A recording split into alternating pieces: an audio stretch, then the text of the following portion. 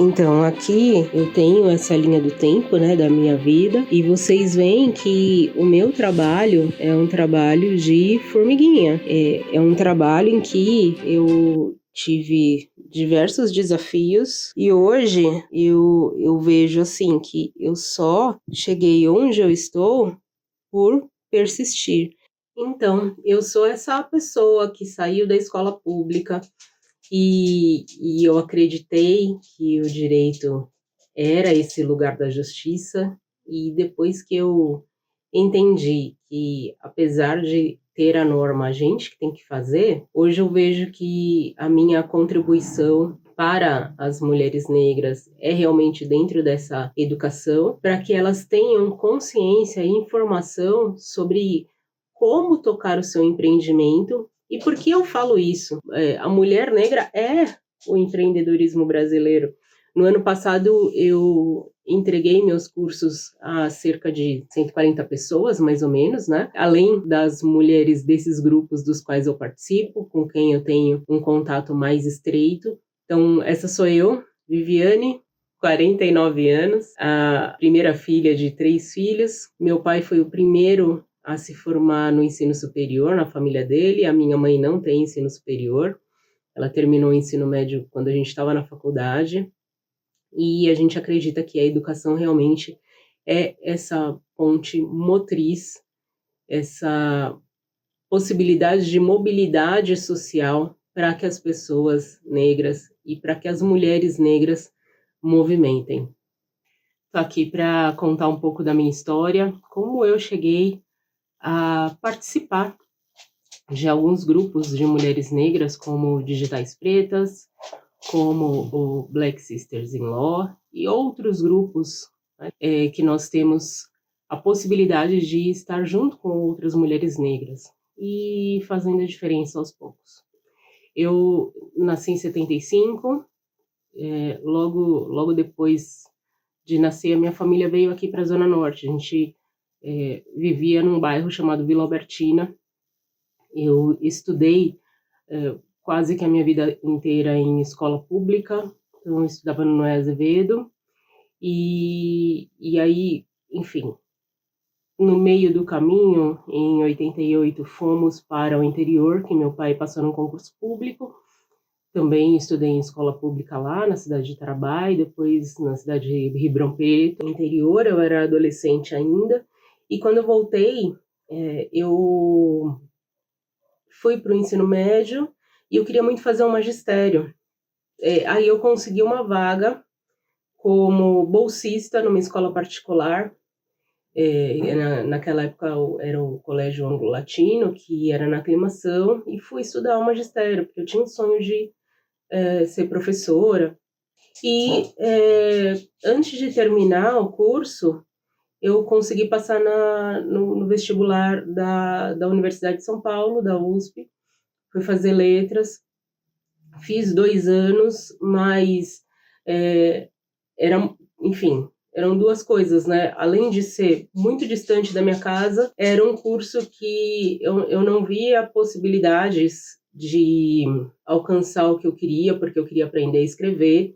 Eu acredito que a palavra ela tem muito poder. E no curso de letras era muito voltado para a crítica literária, tal. Queria escrever, queria que essa palavra tivesse uma força, né? E aí eu fui pensar em outros cursos, pensei em direito ou jornalismo e tal, acabei indo para o direito, que mudou minha vida.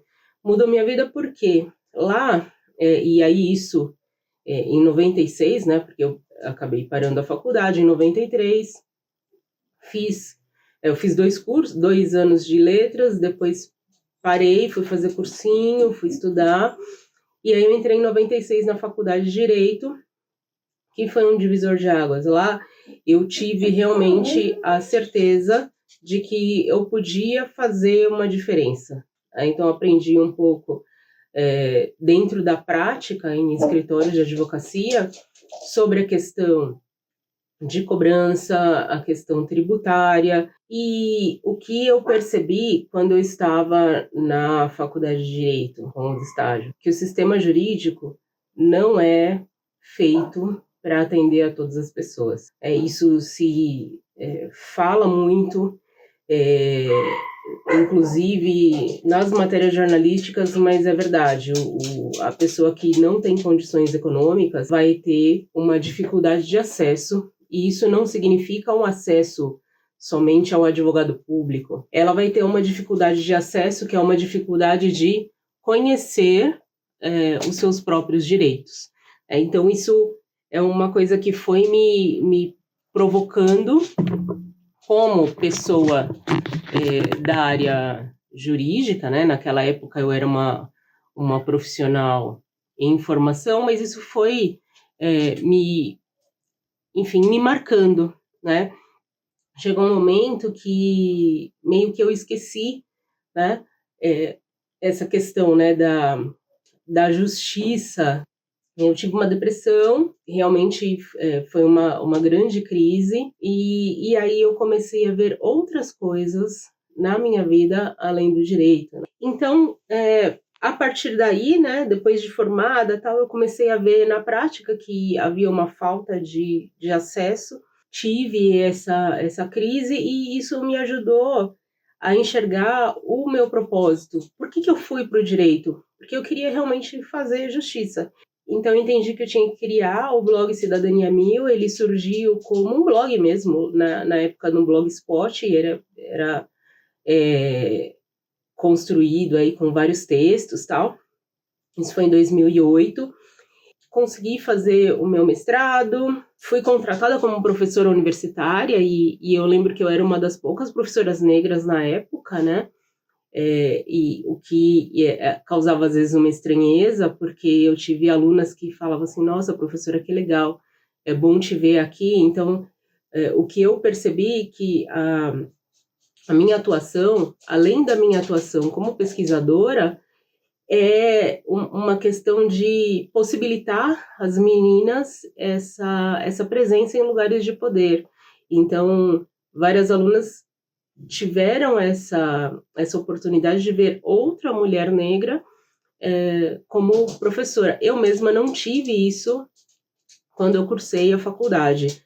Desde a criação, né, para o que é hoje o Cidadania 1000, então, enfim, começo, né, minha carreira como docente na universidade em 2012, e 2018 eu começo a empreender com o Cidadania 1000, aí já de uma maneira mais forte, e eu vejo como impacto, né, que os meus alunos na universidade são muitos alunos negros e meninas negras, e eu atendo levando esse acesso, levando esse conhecimento, né?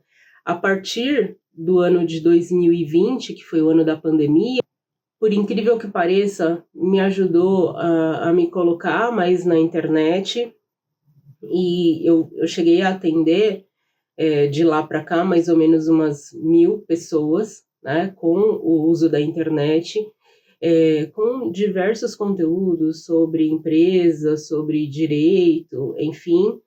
E hoje eu tive uma mudança de chave, porque o Cidadania 1000, quando eu pensei, foi uma comunidade de estudos.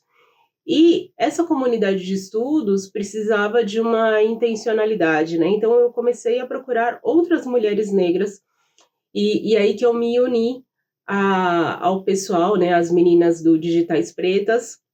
E desde então eu venho fazendo esse trabalho mais focado para a comunidade negra.